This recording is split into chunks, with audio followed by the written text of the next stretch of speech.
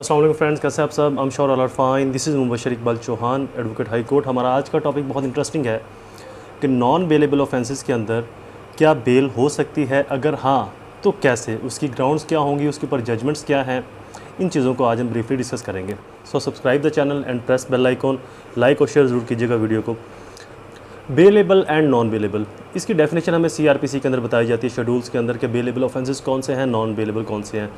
बज़ाहिर तो non bailable से यही लगता है कि नॉन बेलेबल के अंदर बेल नहीं हो सकती, बट कुछ ऐसी ग्राउंड्स, ऐसे फैक्ट्स ज़रूर हैं और बहुत सारी इस तरह की जजमेंट्स भी आ चुकी हैं कि नॉन बेलेबल केसेस के अंदर भी बेल हो सकती है।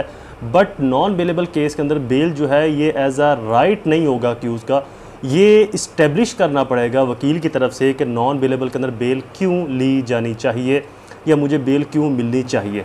वो ग्राउंड्स कौन सी हैं, उन ग्राउंड्स को भी आगे डिस्कस करते हैं।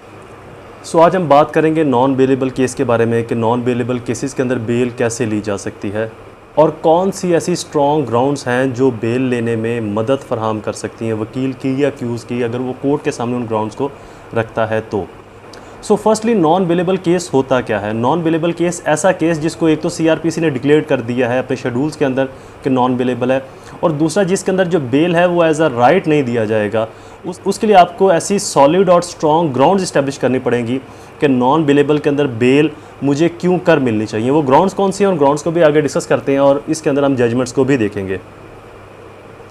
सेकंड, क्या बेल पॉसिबल है? यस, नॉन बेलेबल ऑफेंसेस के अंदर भी बेल पॉसिबल है अगर आप कुछ ऐसी सॉलिड ग्राउंड्स का जिक्र करते हैं तो, या केस के अंदर इस्तिगासा या मदई को लेकर आप डाउट क्रिएट करते हैं। वो डाउट्स कौन से हैं, ग्राउंड्स कौन सी हैं, वो आगे चल के डिस्कस करते हैं। स्ट्रॉन्ग ग्राउंड्स कौन सी हो सकती हैं? फर्स्ट, डिले ऑफ FIR के अंदर आपने चंद मिनट के डिले को भी प्रोमिनेंट करना है कि जहाँ पर वकूआ हुआ, जहाँ पर पुलिस स्टेशन है, इतना डिले क्यों हो गया।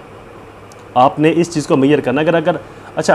अगर मैं आपको अपनी बात बताऊं तो मैं इंडिविजुअली मौका वारदात के ऊपर प्लेस ऑफ अकरेंस पर जाकर भी अपनी तहकीकात और अपनी तफ्तीश अपने ताईं करता हूं। ये पुलिस की तफ्तीश पर या पुलिस की तहकीकात के ऊपर मैं रिलाई नहीं करता।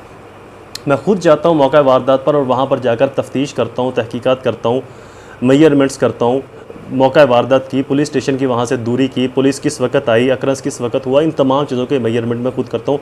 बस इसके ऊपर मैं जो वकील को इन्वेस्टिगेशन क्यों करनी चाहिए और कैसे करनी चाहिए, इसके ऊपर एक डिटेल वीडियो मैं अपलोड कर दूँगा। सो subscribe the channel.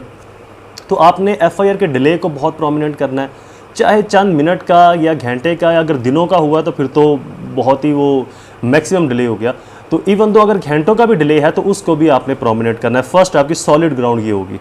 Second, mala fide intention या फास्ट इम्प्लीकेशन। आपने ऐसे पिलर्स और ऐसी ग्राउंड्स क्रिएट करनी है कि जिससे ये लगे कि मुझे या मुझसे मुराद वकील की, मुझसे मुराद उसका अक्यूज़ होता है या उसका क्लाइंट होता है, कि मेरे क्लाइंट को मेलाफाइडी इम्पोज किया गया है या फॉल्स इम्प्लीकेशन की गई हैं, किसी ज़ाती अनाद, ग्रज या किसी ज़ाती इशू की बुनियाद पर मुझे इस FIR में नॉमिनेट किया गया है।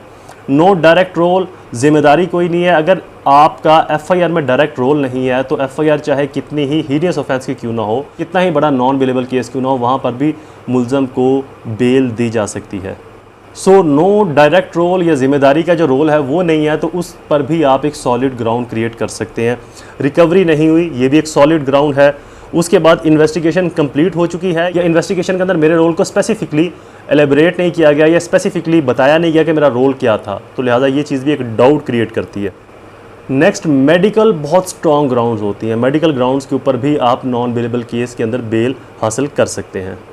मज़ीद बहुत सारी जजमेंट्स भी हैं नॉन बेलेबल केसेस के ऊपर, उनकी वीडियोस भी फर्दर अपलोड हो भी रही हैं और हो भी जाएंगी आगे। ऑनरेबल सुप्रीम कोर्ट की कुछ जजमेंट्स हैं जो नॉन बेलेबल केसेस के ऊपर है, तो वो उनकी जो साइटेशन और प्रोपोजिशन है वो मैं अलग से साथ साथ अपलोड कर दूंगा। मेरे इस चैनल के अंदर आप जाएंगे तो वहाँ पर आपको एक जजमेंट की प्लेलिस्ट मिल जाएगी। उसके अंदर बहुत सारी क्रिमिनल, सिविल, फैमिली से रिलेटेड मैंने जजमेंट्स, उनकी प्रोपोजिशन, उनकी साइटेशन को एक्सप्लेन किया हुआ है। सो वहाँ से आप जजमेंट्स को नोट कर सकते हैं। इस वीडियो के अंदर जो जजमेंट्स आने वाली हैं उनको भी मैं उन्हीं जजमेंट्स की जो प्ले लिस्ट है उसके अंदर मैंशन कर दूँगा, वहाँ पर वो वीडियो अपलोड हो जाएगी। Video is complete. दोबारा हाजिर होंगे किसी और इन्फॉर्मेटिव वीडियो के साथ। तब तक मुझे अपनी दुआ में ज़रूर याद रखें। अल्लाह ताला आप सबका हामी नासिर हो। वस्सलाम।